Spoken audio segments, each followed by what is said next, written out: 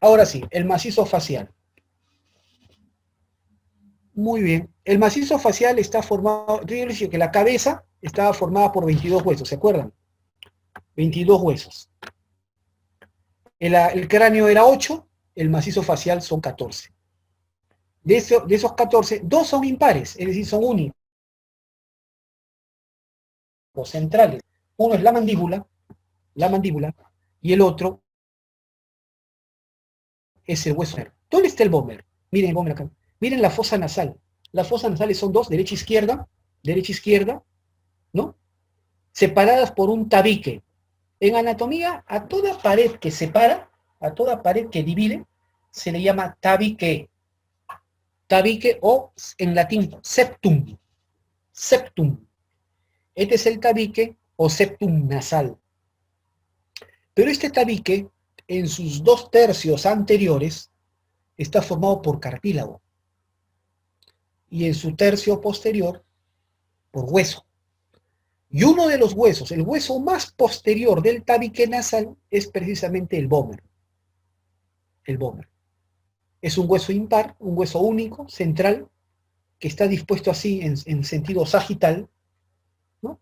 Y está en el tercio posterior, en el tercio más posterior del tabique nasal. Entonces siempre recuérdenlo al vómer como el hueso del tercio posterior del tabique nasal. ¿Correcto? Muy bien. Eso es lo más importante. Entonces, la mandíbula, antiguamente llamada maxilar inferior, ya nadie dice maxilar inferior, se llama mandíbula, se dice.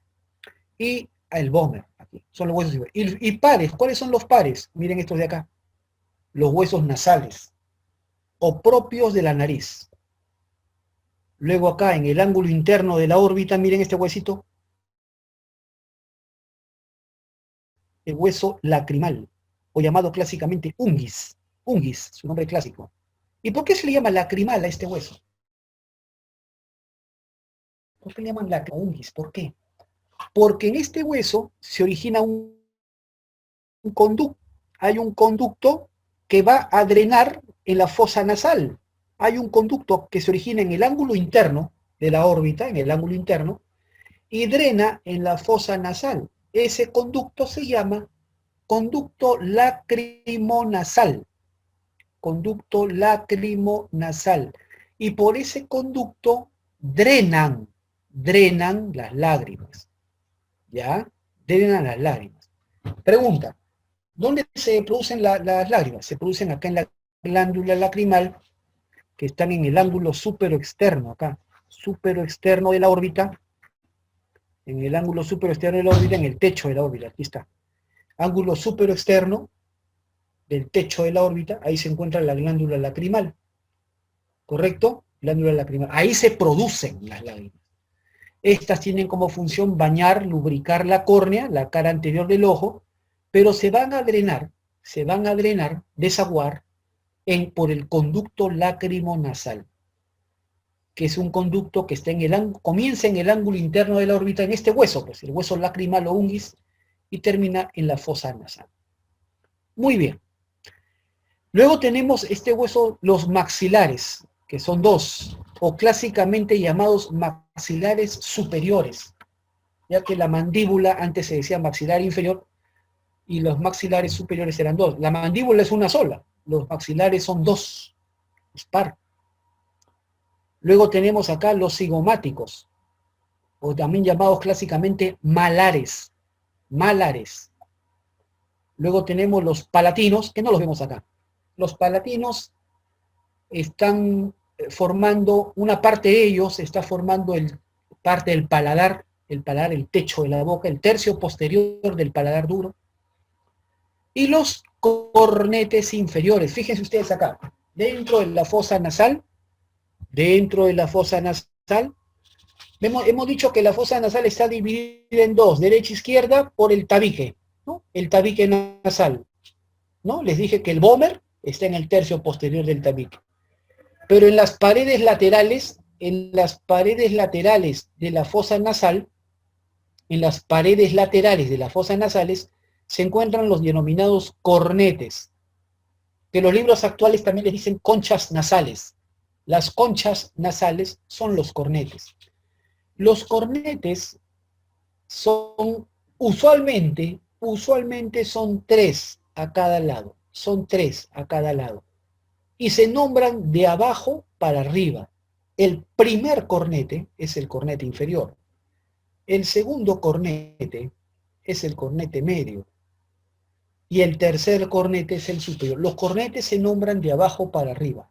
El primero es el inferior. El segundo es el medio. El tercero es el superior. Solamente el cornete inferior es hueso independiente. Por eso está en esta lista. Porque es hueso independiente. Es un hueso par del macizo facial. ¿Por qué no he puesto aquí en la lista al cornete medio, al cornete superior? Porque estos cornetes son parte del hueso etmoides. El cornete medio y superior pertenecen al etmoides. En cambio, el cornete inferior es el único que es hueso independiente. Nada más, muy sencillo. Muy bien. Perfecto. La vista anterior, vamos a ver la vista anterior, ¿correcto? Muy bien. Del macizo facial tenemos primero las cavidades orbitarias, ven ustedes acá, ahí están las cavidades orbitarias, derecha, izquierda.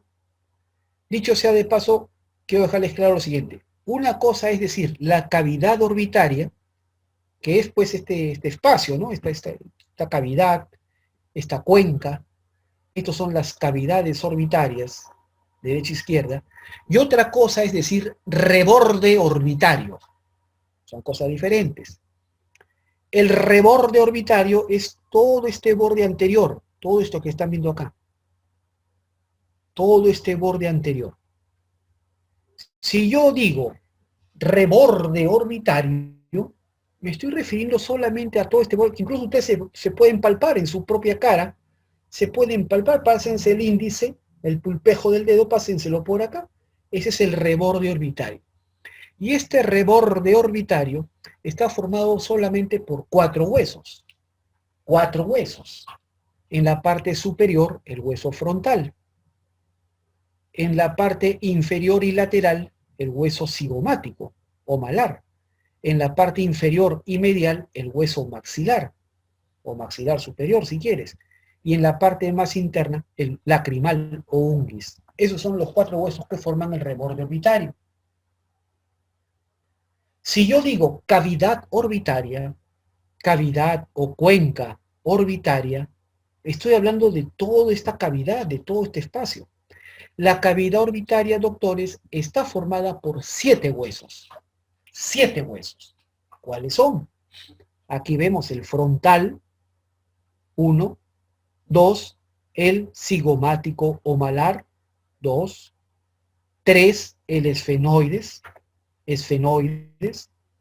4, el maxilar, 5, el lacrimal o unguis, 6, el etmoides,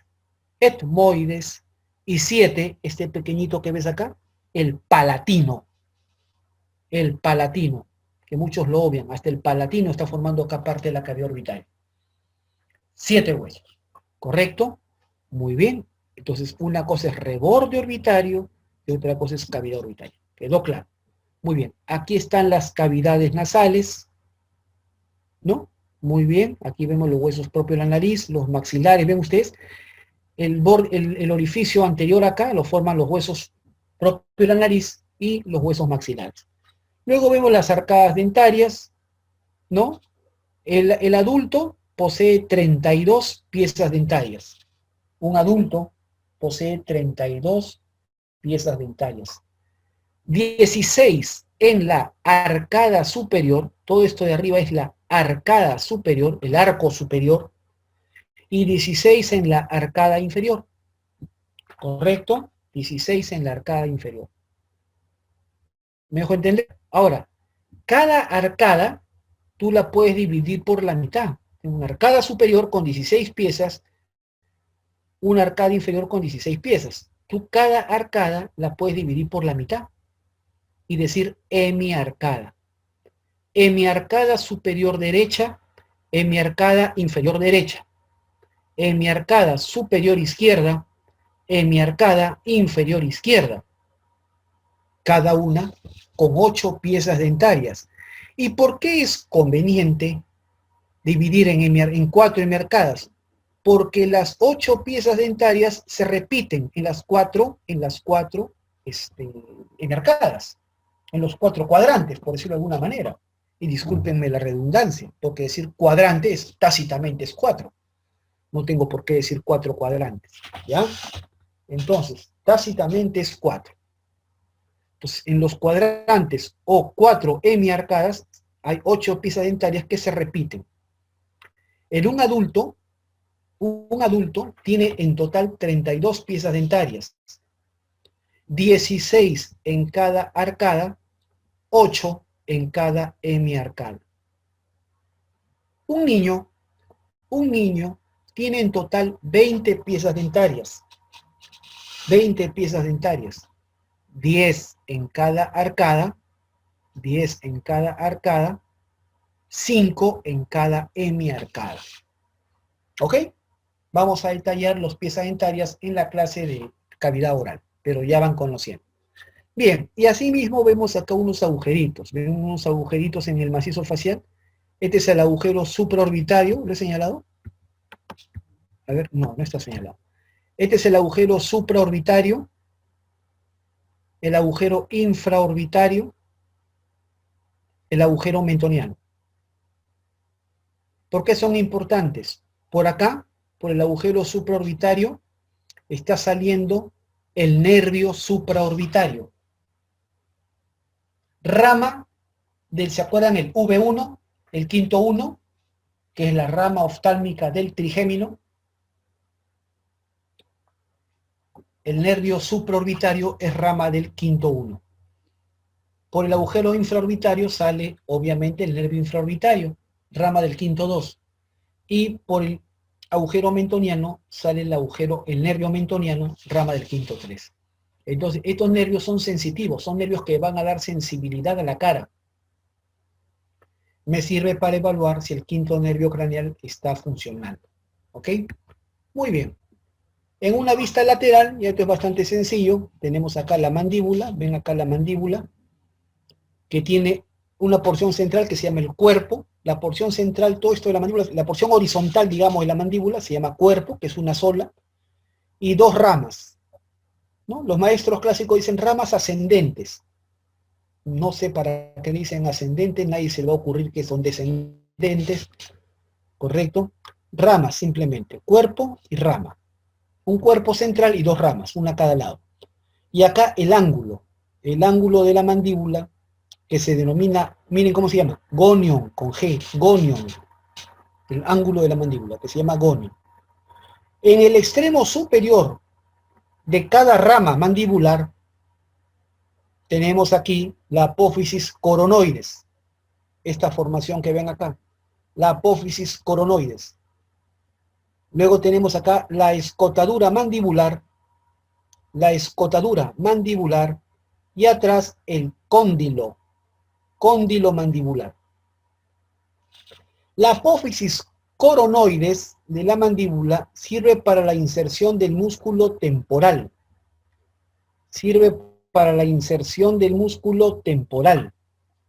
¿Correcto? Aquí la coronoides. El músculo temporal se va a insertar acá, en la parte externa del cráneo, y se va a agarrar de acá.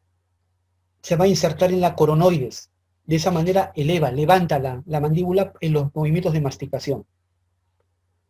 Aquí está la escotadura mandibular, que permite la salida. Por acá sale el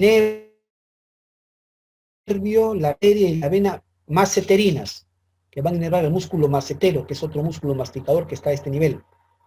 Y aquí está el cóndilo de la mandíbula, que se articula. Dicho sea de paso, les comento, la mandíbula es el único hueso móvil de la cabeza. El único hueso móvil de la cabeza es la mandíbula. Los demás huesos ninguno se mueve, solamente la mandíbula. ¿Correcto? Y es gracias a esta articulación. La famosa ATM, así se le conoce, la ATM, que significa articulación temporomandibular. Articulación temporomandibular. que está dada entre el cóndilo de la mandíbula con la fosa mandibular del hueso temporal. ¿Correcto? Muy bien. Cuando una persona, por ejemplo, abre exageradamente la boca, ya que por ahí preguntaban sobre la risa exagerada, alguien abre la boca de manera exagerada, cuidado con abrir mucho la boca, porque cuando uno desciende mucho la mandíbula, esta articulación se puede luxar. Este cóndilo se viene hacia adelante, hay un menisco ahí que se atraca y luego no regresa. Y el paciente llega pues con cara de espanto a la emergencia, con la boca abierta sin poderla cerrar. Parece que he visto al aro. ¿Ok? Entonces, a esa niña pues, que sale del pozo, ¿se acuerdan de esa película? Parece ya con la boca abierta. Entonces, ¿cómo se llama? Hay que hacer la reducción pertinente, ¿no? Entonces ahí está, es dolorosa, bajo ya. Muy bien. Aquí está también el famoso arco cigomático, o cigoma, que lo forman, miren, el hueso cigomático con el hueso temporal. Perfecto, ahí está el gonio. Muy bien. Bien, unas palabritas sobre el desarrollo y crecimiento de la cabeza, básicamente para mencionarles que la cabeza se desarrolla a partir de dos tejidos embrionarios. Uno es el desmocráneo, que es el que está pintado acá de color amarillo, desmocráneo, y otro es el condrocráneo, que está pintado de rosado. Desmocráneo es una membrana. El desmocráneo es una membrana fibrosa. Es una membrana. Y como es membrana, háganse la idea, pues, que es una estructura delgadita. ¿Correcto? Es una estructura delgadita. Y por lo tanto, es una estructura que va a dar origen a los huesos planos o a la porción plana de los huesos de la cabeza. ¿Correcto? El condrocráneo, la raíz condros, ya ustedes saben esto por histología, la raíz condros es cartílago. ¿Correcto? Condro es cartílago. Entonces, es una estructura gruesa, es un molde cartilaginoso. ¿Me dejo entender? Es una estructura gruesa que va a dar origen a la porción maciza o voluminosa de los huesos. Generalmente de manera sencilla, no tan exacta, pero por lo menos sencilla, didáctica, siempre decimos que los huesos de la bóveda craneal, es decir, del techo del cráneo, se originan del desmocráneo, es decir, de la membrana. O sea, tienen osificación intramembranosa, se originan de una membrana, que en este caso se llama desmocráneo. Y los huesos de la base del cráneo, que son más macizos, se originan de molde cartilaginoso, o sea, de una osificación endocondral, también le decimos. ¿Quedó claro? Muy bien. Ahí están las estructuras que se originan del desmo y del condrocráneo. Para que ustedes lo lean, se lo aprendan de memoria. ¿Qué estructuras, qué porciones de los huesos se originan del desmo y del condro? Muy bien. Hasta la sexta semana de la vida embrionaria, porque seguramente ya saben por embriología, se dice embrión hasta la octava semana. Terminada la octava semana, a partir de ese momento ya se dice feto, ¿no? La etapa fetal comienza con el término de la octava semana. La etapa embrionaria en las 8 primeras semanas. ¿Correcto? Muy bien. Entonces, si estamos en sexta semana, estamos aún en etapa embrionaria. ¿Correcto? Bastante elemental. Entonces, durante las 6 primeras semanas embrionarias, en la cabeza es completamente, digamos, membranosa y cartilaginosa. No tiene hueso, no se ha osificado aún. Recién a partir de la sexta semana, el desmocráneo, es decir, la membrana, la porción membranosa, especialmente de la bóveda, del techo, comienza a osificarse. Comienzan a aparecer puntos de osificación. Y estos van creciendo para ir osificando los huesos. Al final de la gestación, es decir, cuando ya ocurre el parto, al final de la gestación, el cráneo del feto aún no ha terminado de osificarse. Es decir, no hay ningún feto que nazca con la cabeza completamente osificada. Si así ocurre, no es normal.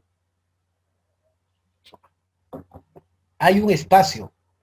Los huesos se han osificado, cierto, pero han dejado pequeños espacios donde aún queda desmocráneo. Y esos espacios se llaman fontanelas o fontículos. ¿Por qué tienen que estar presentes incluso después del nacimiento? Porque estas fontanelas permiten estas dos cosas elementales. Permiten el amoldamiento de la cabeza al canal del parto. El canal del parto comprime la cabeza fetal y permite, cuando ustedes atiendan un parto, van a darse cuenta que al momento de sacar, ustedes tocan la cabeza del recién nacido, van a sentir como un hueso se sobrepone a otro, estos huesos se sobreponen. Uno se monta encima del otro. Y uno dice, ¿qué? ¿Y no aprieta el cerebro? Es que el encéfalo del recién nacido es pequeño en comparación con el volumen del cráneo. El cráneo es grande comparado con el volumen cerebral. Le deja un compliance, le deja un espacio para que esto pueda juntarse. ¿Me dejo entender? Ya después el cerebro va a crecer especialmente durante los 5 primeros años. Y otra función es, obviamente, que va a permitir pues, que el encéfalo siga creciendo. Porque si esto se cierra prematuramente, evidentemente ya no va a permitir el cierre, el crecimiento completo del encéfalo, y después quedan con problemas, ¿no? Y gobiernan mal el país y cosas por el estilo. ¿Estamos de acuerdo? Entonces ya saben. Son las secuelas que ocurren. Entonces, un detalle importante que sepan. Estas fontanelas y estas suturas tienen fechas específicas de cierre. Si se cierran antes de tiempo, esa condición se llama craneosinostosis. ¿Correcto? Esa condición se va a llamar craneosinostosis, cierre prematuro de suturas y de fontanelas. Y esto requiere manejo neuroquirúrgico. Ese niño tiene que ser operado porque hay que abrirle los huesos del cráneo, porque si no va a comenzar, el encéfalo va a crecer y va a hacer signos de hipertensión intracraniana con subsecuente muerte o en todo caso secuelas con severo retraso mental o parálisis cerebral. ¿Correcto? Entonces, por eso, la craneosinostosis tiene indicación quirúrgica. Hay que abrirlo, porque el cráneo, el encéfalo no puede crecer, pues y va a comprimirse dentro del cráneo. Entonces, ya saben. Ahora, también estos tienen ciertas fechas específicas. Las fontanelas acá están, son 6, 2 impares, que son esta, la anterior. Esta es la fontanela. ¿Le he señalado? No, perdón. Pensé que le había señalado. La fontanela anterior, que es la más grande de todas, correcto, más o menos un 3 por 4 centímetros, 3 de ancho, 4 de largo, correcto. La fontanela anterior o fontanela bregmática o mayor. Miren un detalle interesante. A ver, ahorita les voy a explicar eso. O mejor de una vez. Miren un detalle interesante. El hueso frontal, que en el adulto es un hueso impar. El hueso frontal, que en el adulto es un hueso impar, en el recién nacido, el hueso frontal es par. Es decir, el recién nacido tiene 2 huesos frontales que están separados por esta sutura. Esta sutura se llama la sutura frontal o sutura metópica. Metópica, así se llama esta sutura, frontal o metópica, la cual debe cerrarse, debe desaparecer alrededor de los 3 años de edad. Si un niño sigue teniendo esta sutura más allá de los 3 años de edad, esa condición se llama metopismo y puede verse un retraso en el cierre de las fontanelas, en el cierre de las suturas, debido a múltiples causas, las más comunes: hipotiroidismo congénito, hipotiroidismo del lactante, o síndrome de Down, correcto, o acondroplasia, o rubiola congénita, ¿me dejo entender? Y así, diferentes causas, ¿ok? Pero no voy a entrar en tanto detalle. Pero por ahora quiero que sepan que existe acá, en el recién nacido hueso frontal es par, existe una sutura que se llama la sutura frontal o metópica, la cual debe cerrarse a los 3 años de edad. Acá vemos la fontanela mayor, anterior o bregmática, acá la fontanela menor, posterior o lambdoidea, son las impares, están en el centro, en la línea media, y a los lados, la fontanela anterolateral, llamada ptérica, por el pterion, el punto pterion, ¿se acuerdan? O esfenoidal. Y esta fontanela de acá, posterolateral, astérica, o mastoidea. Y aquí, en mis tablitas de siempre, pongo la edad de cierre. ¿A qué edad deben cerrar estas fontanelas? Estas fontanelas, la primera en cerrarse es la posterior, la menor, pues la más chiquita es la primera en cerrarse, o landoidea. De 0 a 2 meses, quiere decir que puede nacer, al momento del nacimiento puede ya estar cerrada, sin que signifique esto una craneosinostosis, ¿correcto? La única fontanela que ya puede estar cerrada en un recién nacido es la landoidea. Puede estar cerrada, sí, y no significa por eso que sea una craneosinostosis, ¿correcto?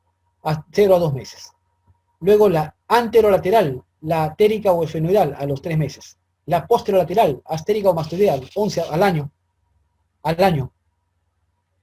Y la anterior, la mayor labremática, es la que más tarde, es la que las mamás le dicen el mollerito. No sé si han escuchado hablar.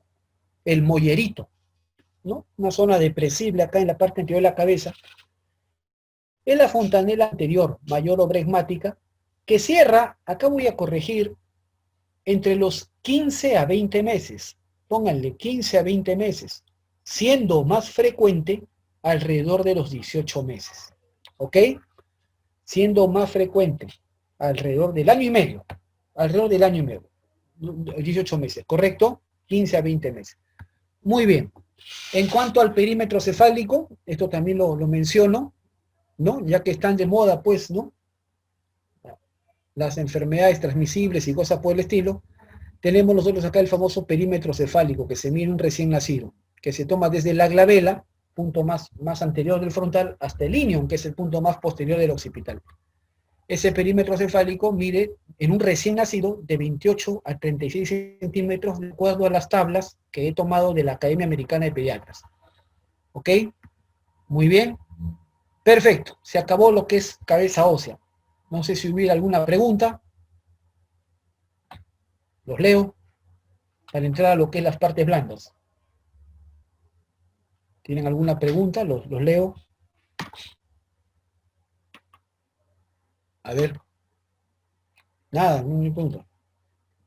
Muy bien.